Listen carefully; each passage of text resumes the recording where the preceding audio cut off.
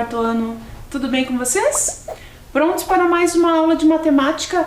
Hoje nosso tema será resolução de problemas. Então, já se organize aí no seu espaço, separe o seu material básico aí do dia a dia, caderno, lápis, borracha e apontador e dando início aos registros da aula de hoje, a data e o nosso tema, resolução de problemas. Já vamos começar!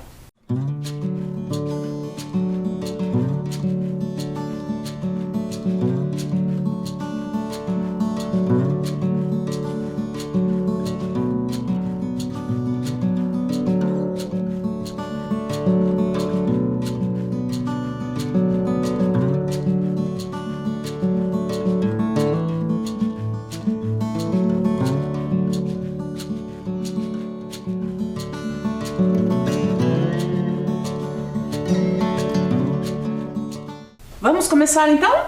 Bem, relembrando, na aula passada vocês viram a história do Dudimilo, era o aniversário do Dudimilo e ele não queria sofrer novamente com aquelas alergias que davam-lhe orelhas extras pelo corpo, não é? Por isso, nada de docinhos, dessa vez foram pizzas. E a partir de tantas situações relacionadas às pizzas do aniversário do Dudimilo, trabalharam com o tema de frações, pedaços, partes do todo. Também construíram um material, as tirinhas de frações, que é um material bacana para você manter guardado aí na sua caixinha da matemática, porque pode ser bastante útil ainda para várias aulas. E hoje, para começarmos a falar de resolução de problemas, nós vamos conhecer uma história. Vamos conhecer o problema de um menino. Um menino que tinha medo de encarar o seu próprio problema. Você já teve medo também? Vamos à história. Era uma vez um menino que tinha um problema. Quando ia conversar com alguém, ele via um monstrinho bem em cima da cabeça da pessoa e então não conseguia dizer nada. O monstrinho fazia caretas e o menino perdia completamente a coragem de falar. Nessas horas, até as perguntas mais fáceis pareciam difíceis. Como é seu nome? Fê. O menino começou então a desenhar o seu problema para ver se conseguia entendê-lo. Ele nunca tinha falado sobre aquilo com ninguém, afinal, quem entenderia um problema cabeludo como aquele? E sabe o que estava acontecendo? Quanto mais o menino fugia do problema, mais ele crescia. O problema era tão folgado que começou a entrar na mochila do menino todos os dias. Ia para a escola e depois voltava para casa com ele. Não largava do pé do menino nem por um instante. O problema foi se tornando cada vez mais espaçoso e o menino cada vez mais quieto. O menino começou a ficar muito cansado e sem vontade de fazer nada. Já o problema crescia cada dia mais e ficou tão grande, mas tão grande, que estourou a mochila do menino. Aí não teve jeito, o menino não tinha mais como esconder o problema.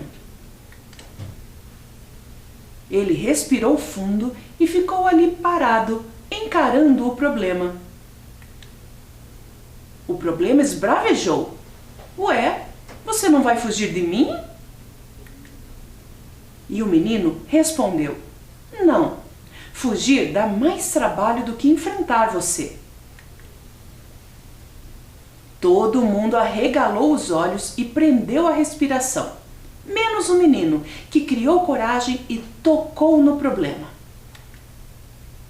foi quando percebeu que o problema não era assim um bicho de 7 cabeças. Quanto mais o menino falava e conhecia o problema, mais ele diminuía. Diminuiu tanto que virou um probleminha e saiu correndo com o rabinho entre as pernas, reclamando com voz de rato: "Isso não é justo!" As outras crianças se inspiraram no menino e criaram coragem para enfrentar seus próprios problemas. Sem o peso do problema, o menino ficou tão leve que sua imaginação começou a voar. Olha que história inspiradora, não? Quanto mais o menino fugia do problema, maior ele ficava, até que o menino descobriu que o mais interessante aí era de fato falar sobre o problema, tocar no problema e resolvê-lo de vez. Viram? Ele ficou bem pequenininho. E inspirados aí nessa coragem do menino, nós também vamos resolver problemas hoje. Hoje os problemas serão de matemática e, além ainda de ser de matemática, um problema mais específico são problemas de múltipla escolha. Mas o que será isso? Problemas de múltipla escolha.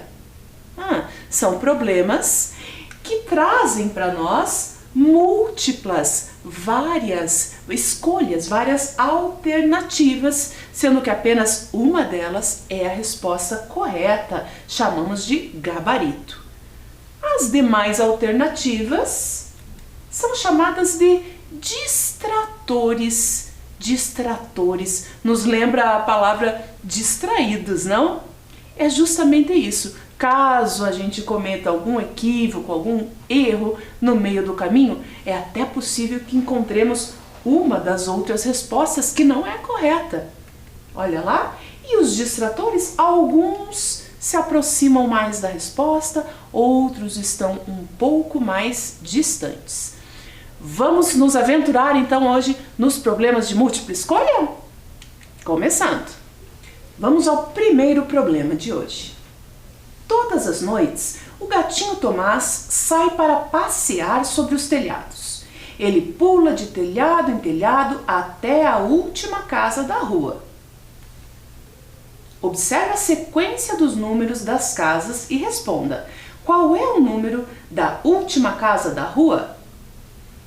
Como é que nós vamos descobrir qual é o número da última casa da rua? Percebam que pela indicação das setas aqui, essa seria a primeira casa e o gatinho Tomás veio pulando até a última. Essa aqui é a última, mas não há numeração nessa casinha. E então, como vamos descobrir? Esse é um tipo de problema em que há uma sequência numérica. Existe uma regularidade que precisamos encontrar nesta sequência. Descobrindo a regularidade, vamos conseguir calcular, vamos conseguir encontrar aqui qual é o número da última casa. E será um desses números apresentados aqui nas alternativas. O 1003, ou o 1015, ou o 1018, ou o 1020. Será que você consegue descobrir? Um tempinho lá para você tentar encontrar a regularidade.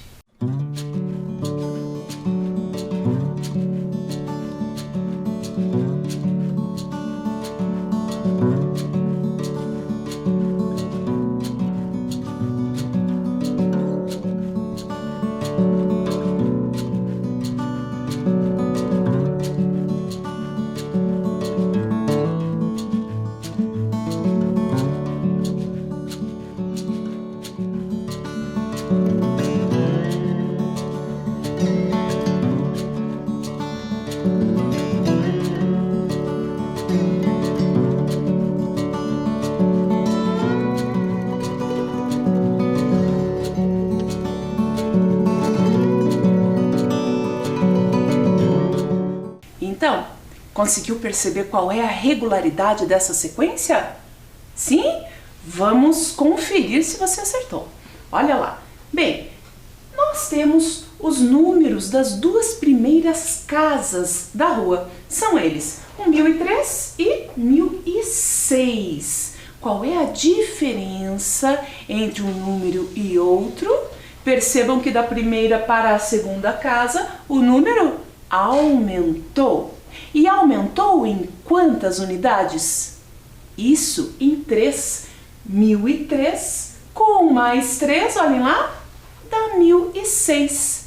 É a única pista que temos. São os únicos dois valores em sequência ali que aparecem. Vamos ver se esse é o padrão?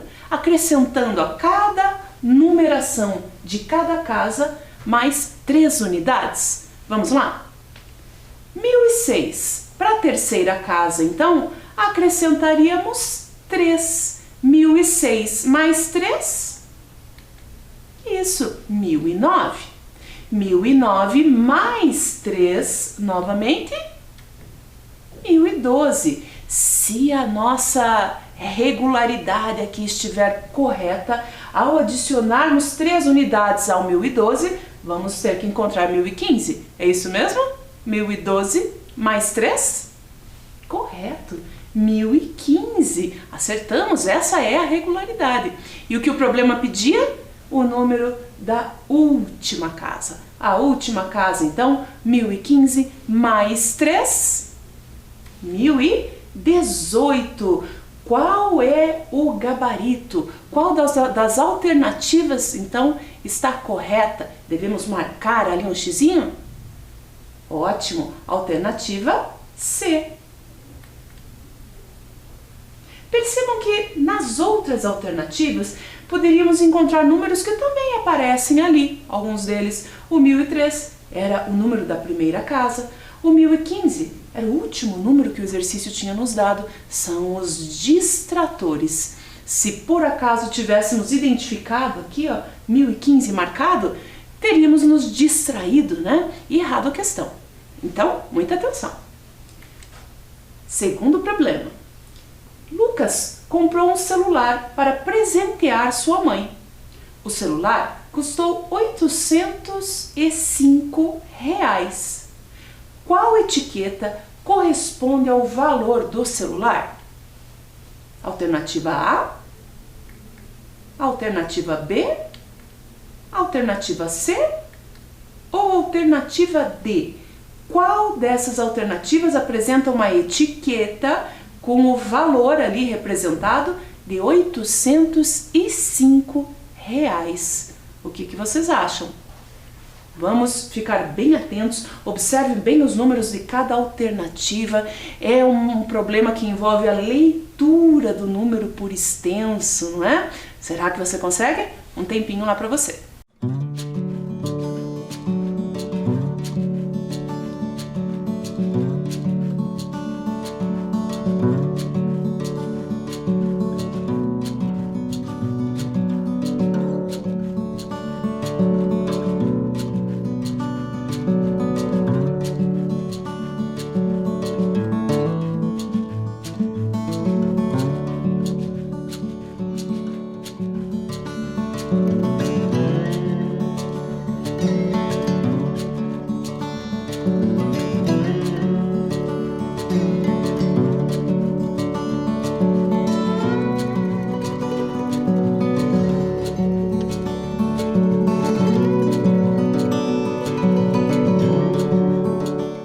Prontinhos lá? Então, qual dessas etiquetas representa ali numericamente o 805? Vamos ver se você acertou. Olha lá, para isso nós vamos analisar aqui, ordem a ordem, cada um dos valores apresentados nas alternativas. Unidades, dezenas, centenas e também unidades de milhar. Então, observando ali a primeira alternativa, o número da alternativa A, este número aqui, percebam que depois da vírgula não há nenhum valor diferente de zero, são todos valores inteiros, não é? 100 centavos. Então, nós começamos aqui, ó, o número que vem imediatamente antes da vírgula, o algarismo, aliás, imediatamente antes da vírgula, corresponde à nossa ordem das unidades. Portanto, na alternativa A nós temos 5 na ordem das unidades, 5 unidades, e 8 na ordem das dezenas. É o número 85. E na alternativa B? Alternativa B, 5 na ordem das unidades. Na ordem das dezenas?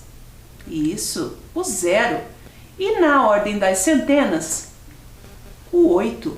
8 centenas, 5 unidades, 805. Lembre-se, na verdade são 805 unidades, 805 reais. Mas 8 delas são agrupadas ali de 100 em 100, na ordem das centenas.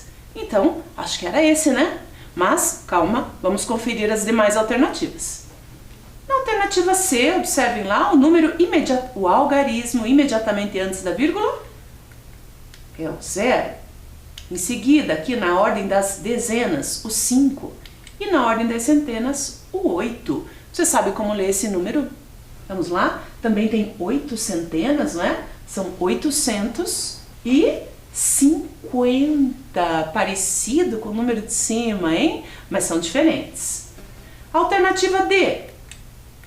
Temos lá 5 na ordem das unidades, 0 na ordem das dezenas, 0 também na ordem das centenas e unidade de milhar, 8. Vamos ler esse número?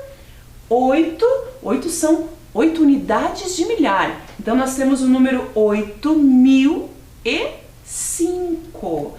Agora, atenção lá, o valor do celular era R$ 805.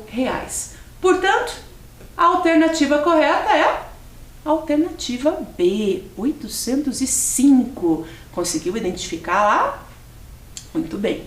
Agora, mais um problema. Temos muitos problemas para resolver hoje. Problema de número 3.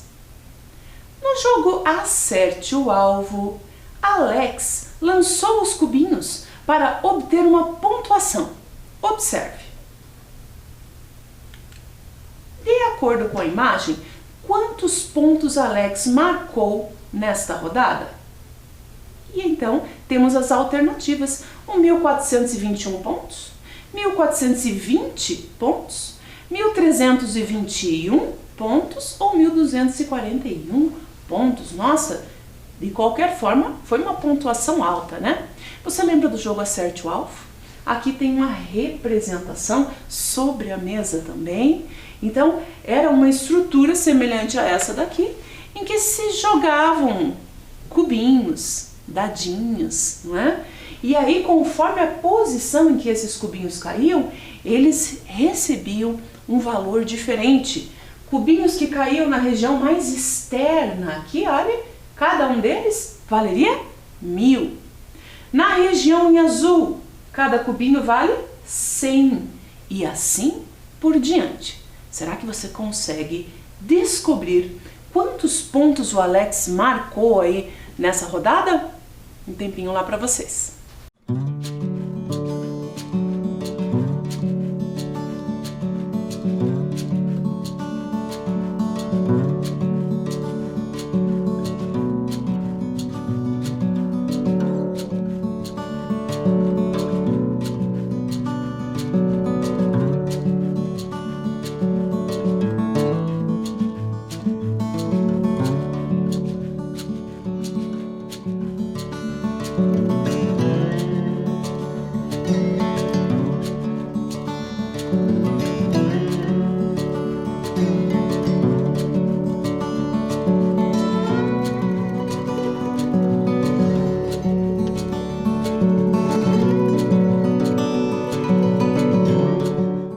Quantos pontos o Alex fez?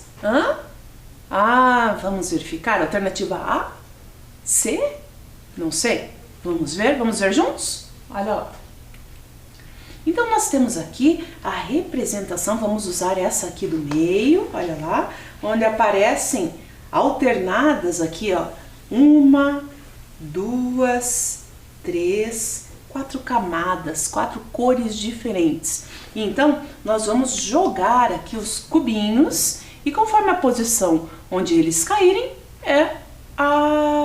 nós vamos ter uma pontuação diferente.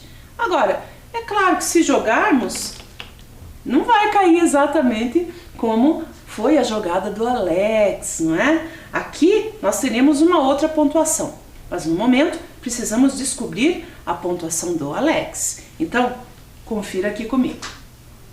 Na região mais externa, no nosso caso aqui a região azul, onde cada cubinho vale 1000 pontos, quantos caíram? Isso, apenas um. Já vamos colocar aqui, ó, apenas um cubinho que vale 1000 pontos é a pontuação maior. Confiram lá no nosso quadro. Um cubinho valendo 1000 pontos cada um, portanto, a pontuação total até o momento 1000 pontos. Na região agora em azul, observe lá, olha, a região em azul vale 100 pontos cada cubinho que cai ali. Quantos caíram nessa jogada do Alex? 1, 2, 3, 4 cubinhos. Vamos representar aqui? No nosso jogo aqui na mesa está em verde.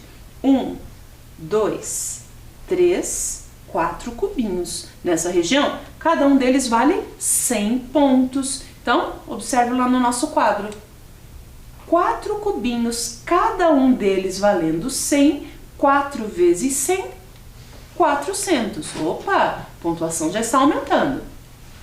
Na camada seguinte, olha lá, aquela onde cada cubinho vale 10 pontos apenas.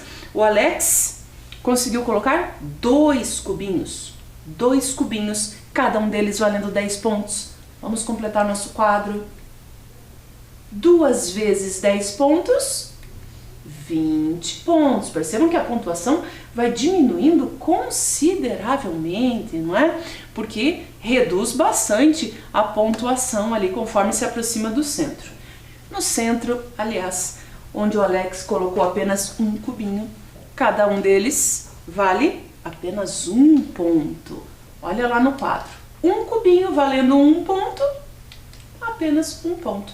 Ao todo, então, 1000 mais 400 mais 20 mais 1, 1421 pontos. Portanto, qual é a alternativa correta? Qual é o gabarito aí desse nosso problema? Alternativa A, 1421 pontos. Você acertou? Muito bem. Pronto para o próximo? Vamos lá. Problema 4. O ônibus que percorre a linha Turismo em Curitiba tem o número de passageiros aumentado durante o período de férias. Durante o mês de novembro, a linha transportou 4.550 passageiros e no mês de dezembro, 5.720. Quantos passageiros a mais foram transportados em dezembro em comparação ao mês de novembro? Nossa, quantas informações! Que problema longo, né? Cabeludo, será? Igual ao do menino da história? Ah, não podemos nos assustar, temos que enfrentar aí o problema, não é? Apesar de ser longo, você pode ler novamente aí em casa, né? E a compreensão dele vai ser bem possível para a gente fazer. Você conhece o ônibus da linha Turismo?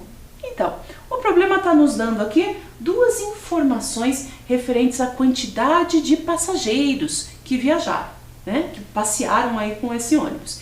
E está perguntando quantos a mais passearam no mês de dezembro em comparação ao mês anterior.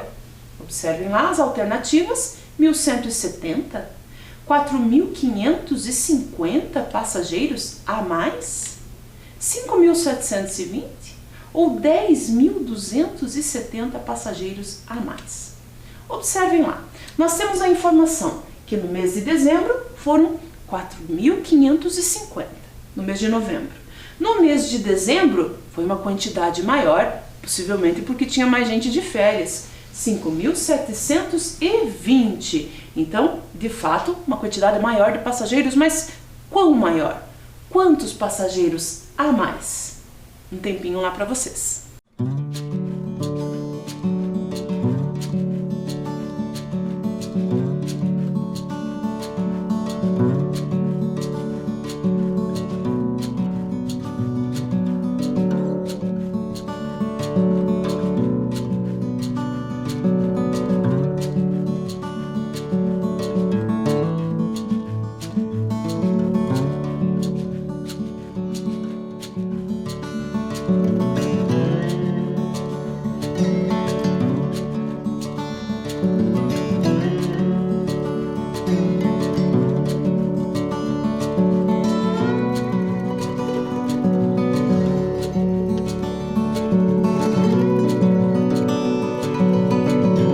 Vamos conferir então? Olha só, precisamos descobrir 4.550 mais quantos passageiros dariam um total de 5.720. Portanto, vamos aqui organizar a nossa conta, nosso algoritmo da adição. Temos ali a quantidade de passageiros de novembro, temos a quantidade de passageiros de dezembro e precisamos descobrir quantos teriam que ser acrescentados ali ao 4.550 para dar este total. Ordem a ordem, vamos analisar. Na ordem das unidades, a última aqui, eu tinha 0 e preciso acrescentar quantas unidades para que o total seja 0? Nenhuma, né? Já tenho 0 unidades, 0 mais 0, 0. Agora, a ordem das dezenas. Eu tenho 5, preciso acrescentar quantas dezenas para que o total seja 2? Ué, como assim? Se eu já tinha 5, eu vou acrescentar ainda uma certa quantidade e no total está dando 2. Ah, com certeza houve um reagrupamento ali, com certeza a quantidade total de dezenas foi maior que 10, portanto fica aqui dezenas e formam-se uma centena, lembram? Bem, 5 mais quanto vai nos permitir que a gente chegue num valor que termina em 2. O próximo valor ali que termina em 2 é o 12, não é? 5 mais quanto que dá 12? Isso, 5 mais 7. 5 mais 7, 12. Fica apenas o 2 nas dezenas e forma-se uma centena. Nas centenas, uma centena mais 5 centenas, já temos 6 centenas. Precisamos chegar ao total de 7. Só falta uma, né? E nas unidades de milhar, tínhamos 4 e queremos chegar a 5. Acrescentamos, portanto, uma unidade de milhar. A parcela que faltava, 1.170. Essa é a quantidade de passageiros que buscávamos aí para responder o problema. Uma outra alternativa também utilizada para resolver esse tipo de problema seria usar as operações inversas. Vocês lembram da aula de operações inversas em que conheceram lá as irmãs, o livrinho Pezinhos Travessos, né? A irmã que era bailarina, a irmã que era sapateadora, que tinham gostos opostos, e a partir desse assunto trabalhamos as operações inversas. Qual é a operação inversa da adição? Sim, a subtração. Então, uma forma de resolver seria utilizando a subtração. Observem lá. Com os dois valores que já tínhamos, o total, 5.720, e a quantidade de passageiros de novembro, 4.550, faríamos aqui, passo a passo, a subtração. 0 menos 0, 0. Na ordem das dezenas, de 2 dezenas, não é possível tirar 5. Então, recorremos ali às centenas. Eram 7 centenas, mantemos apenas 6 delas, e uma das centenas nós trazemos aqui para a ordem das dezenas. Agora temos 12. 12 menos 5? 7. Lá nas centenas são 6 menos 5, uma centena. E unidade de milhar, 5 menos 4, 1 também. Portanto, seja com a adição, seja com a subtração, chegamos no mesmo resultado. E qual é a alternativa correta, então? A alternativa A, 1.170 passageiros. Essa questão foi um desafio, hein? Muito bem. Agora, já estamos prontos para encarar a questão de número 5. Dona Júlia é costureira e recebeu uma encomenda de 96 camisetas para o supermercado da esquina. Quantas caixas com 12 camisetas em cada uma serão necessárias para embalar todas as camisetas? Uau! Nossa, a Dona Júlia tem trabalho, hein? São 96 camisetas que ela vai ter que confeccionar, vai ter que costurar. E para fazer a entrega num supermercado, ela deve embalá-las de 12 em 12, porque essa é a quantidade que cabe em cada caixa. Quantas caixas ao todo será que Dona Júlia vai precisar? Pensem lá, um tempinho e já voltamos.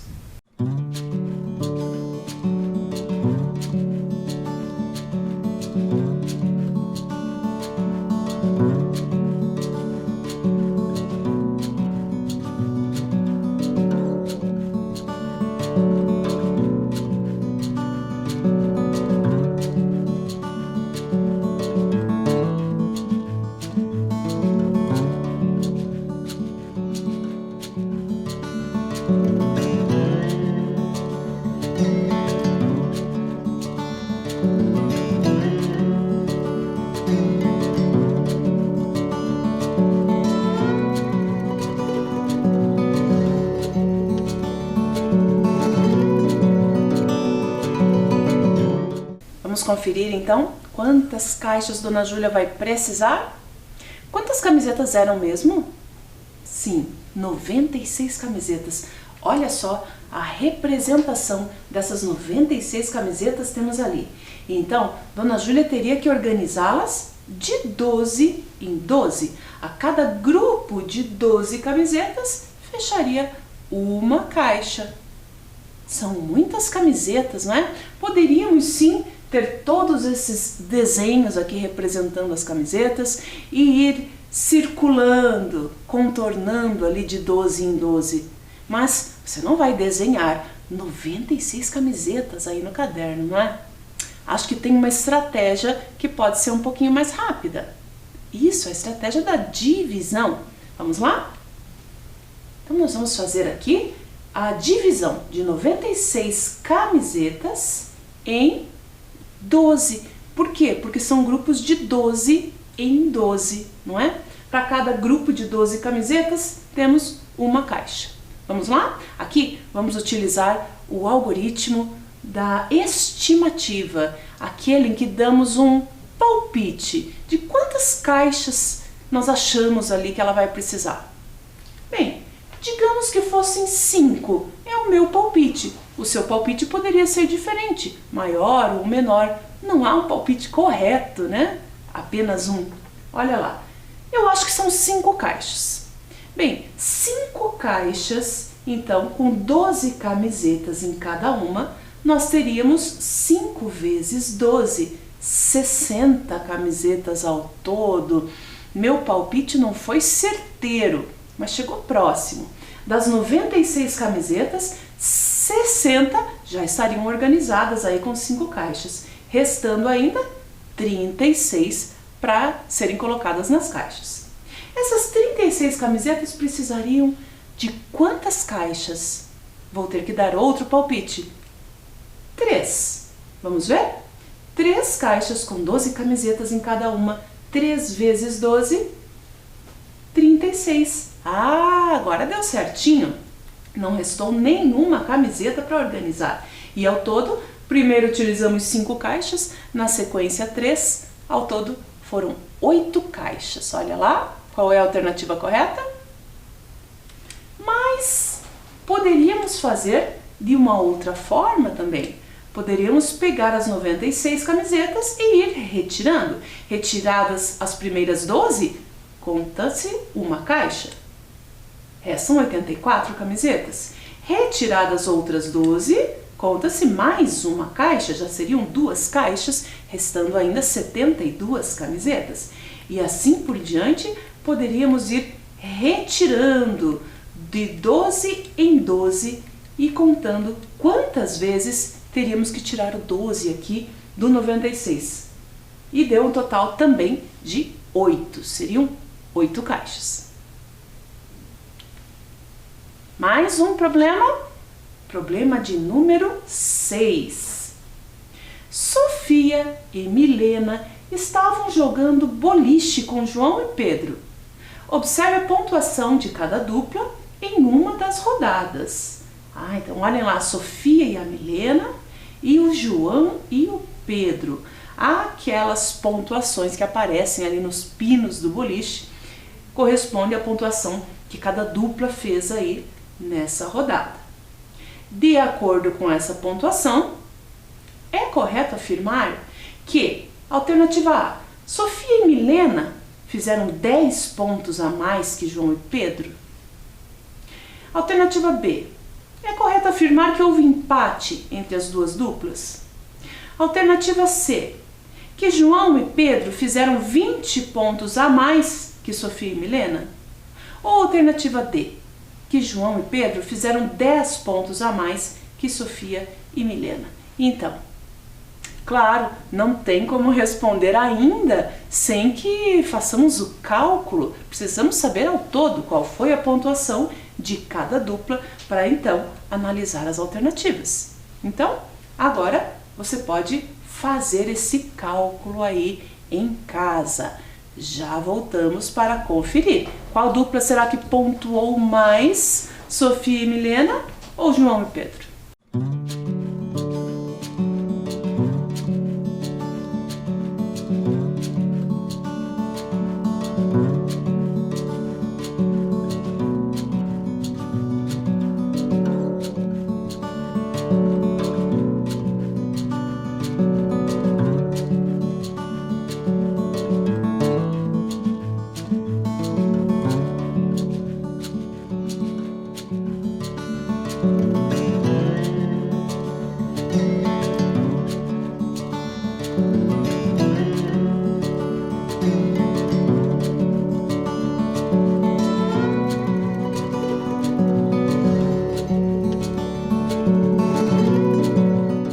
Então, vamos descobrir qual é o gabarito, qual é a alternativa certa. Quem fez mais pontos? Meninas ou meninos? Vamos ver? Olha lá. Bem, primeiro vamos conferir aqui a pontuação da Sofia e da Milena. 10 pontos do primeiro pino, mais 10 do segundo, mais 20, mais 50, mais 50, mais 10. Ao todo, vamos ter que somar a pontuação de 6 pinos de boliche. Agora, podemos utilizar uma estratégia para nos auxiliar aqui no cálculo mental. E a estratégia é que não precisamos calcular exatamente na ordem em que essas parcelas aparecem. Observem lá.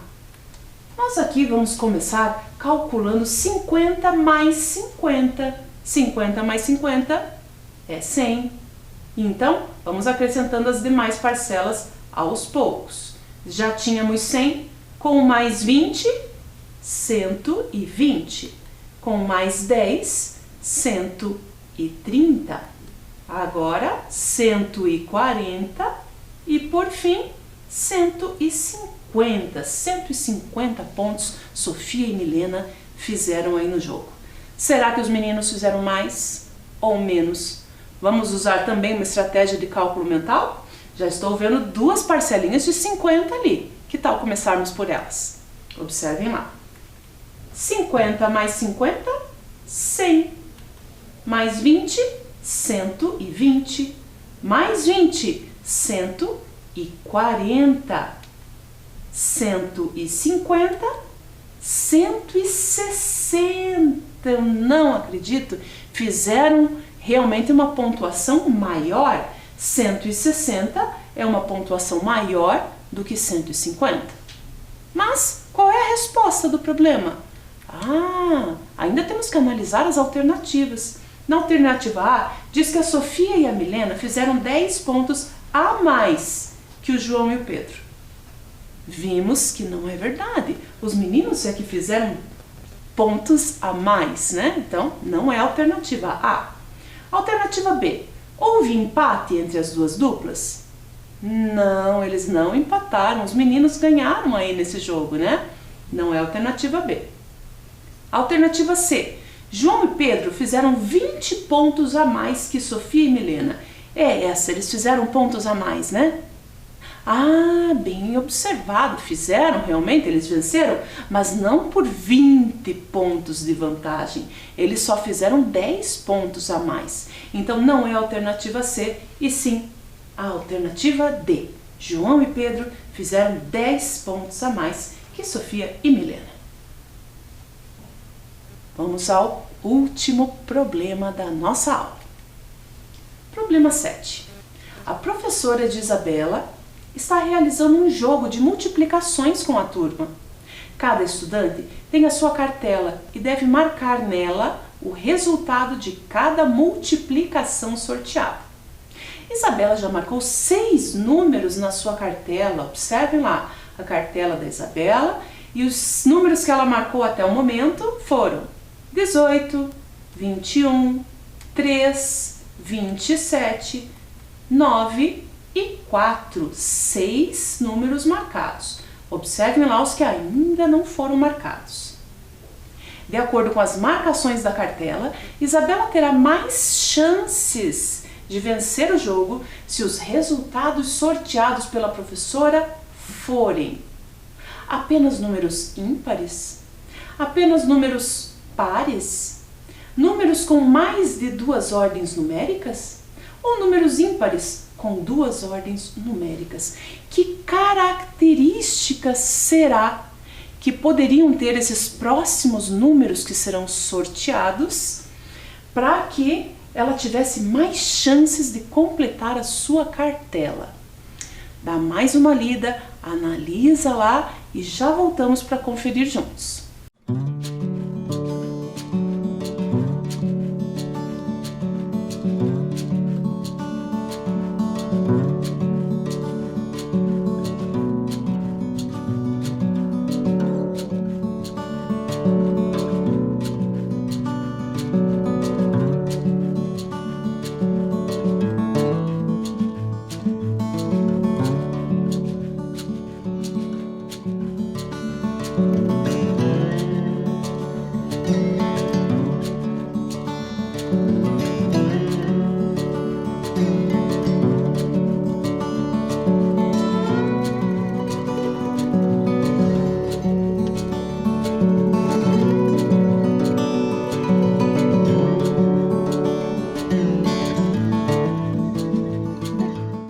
Vamos analisar juntos.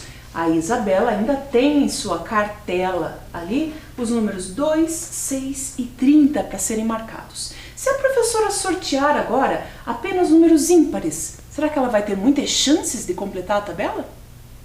Não, a cartela, aliás, os números que ela tem aqui são todos pares. Então, se a professora sortear os ímpares, Isabela não teria chance. Alternativa B, apenas números pares. Pode ser. Todos os números que estão ainda sem marcação são pares. Alternativa C. Números com mais de 2 ordens numéricas. Bem, dos números ainda que estão disponíveis, apenas um deles tem 2 ordens numéricas. Nenhum deles tem mais de 2 ordens numéricas. Ordens numéricas aqui, no caso, unidade e dezena. Alternativa D. Números ímpares com 2 ordens numéricas. Não! Os números da Isabela são pares, então ela terá mais chances de completar a sua cartela se a professora sortear apenas números pares. Legal? Então, o que aprendemos hoje? Aprendemos a analisar, resolver problemas de múltipla escolha e também aprendemos algo muito importante, que fugir dos problemas dá muito trabalho, dá mais trabalho do que enfrentá-los, na verdade, não é? Então por hoje era isso, fiquem bem, até a próxima aula. Tchau, tchau!